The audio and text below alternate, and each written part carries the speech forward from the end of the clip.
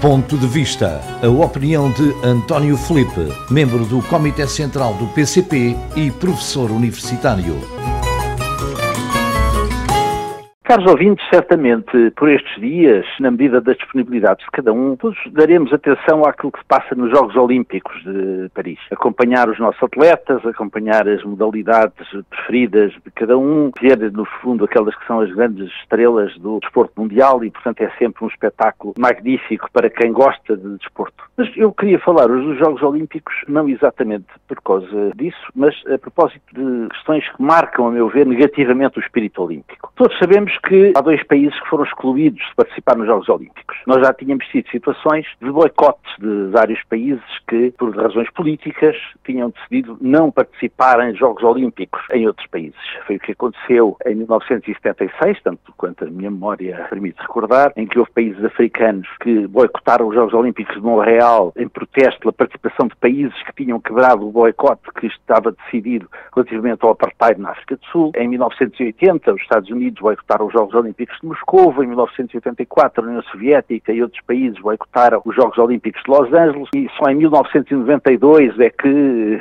praticamente todos os países participaram nos Jogos Olímpicos de Barcelona. Aquilo que se passa agora é que, por decisão do Comitê Olímpico Internacional, houve dois países que foram excluídos, a Rússia e a Bielorrússia. A Rússia, por causa da invasão da Ucrânia em 2022, entendeu o Comitê Olímpico Internacional que a guerra da Ucrânia começou em 2022, quando ela, na verdade, começou em 2014, mas também a Bielorrússia, o que é um pouco absurdo, porque a Bielorrússia, que saiba, não invadiu ninguém, apenas é solidária com a Rússia politicamente e, portanto, é um pouco aquela máxima daquele ditado popular, não foi ele, mas foi o irmão dele e, portanto, o irmão também paga por tabela. Mas o que eu creio que é mais negativo é que é a dualidade de critérios.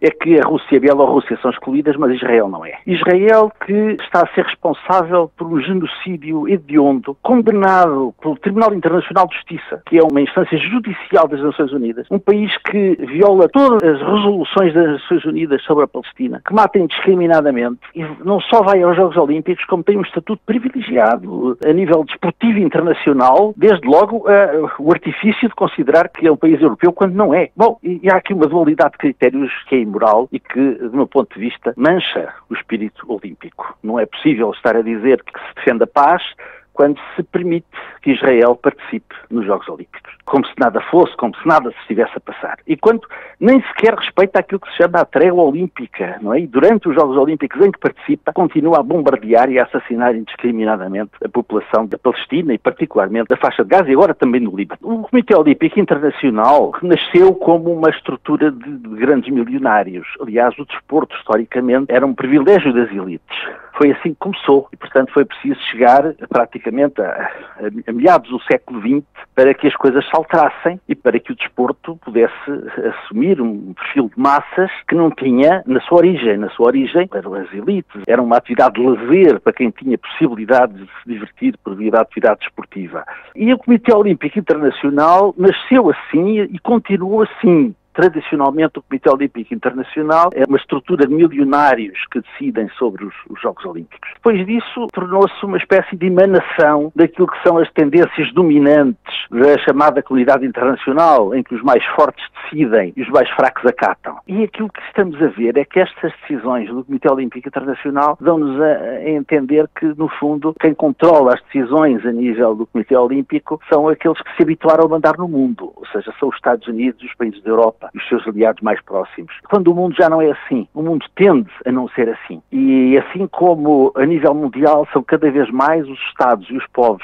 que não aceitam esta ideia de que há países mandadores, que no mundo manda quem pode e obedece quem deve. E começa a ficar claro para muita gente esta dualidade de critérios entre aqueles que querem impor regras aos outros, mas depois não as cumprem quando se trata de si próprios. Este estado de coisas tem tendência para ter os dias contados.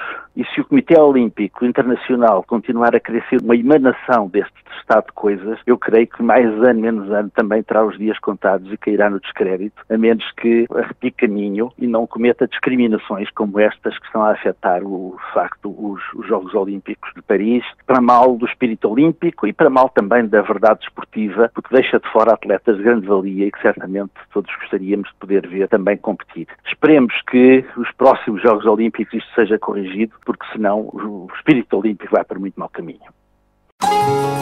Ponto de vista. A opinião de António Filipe, membro do Comitê Central do PCP e professor universitário.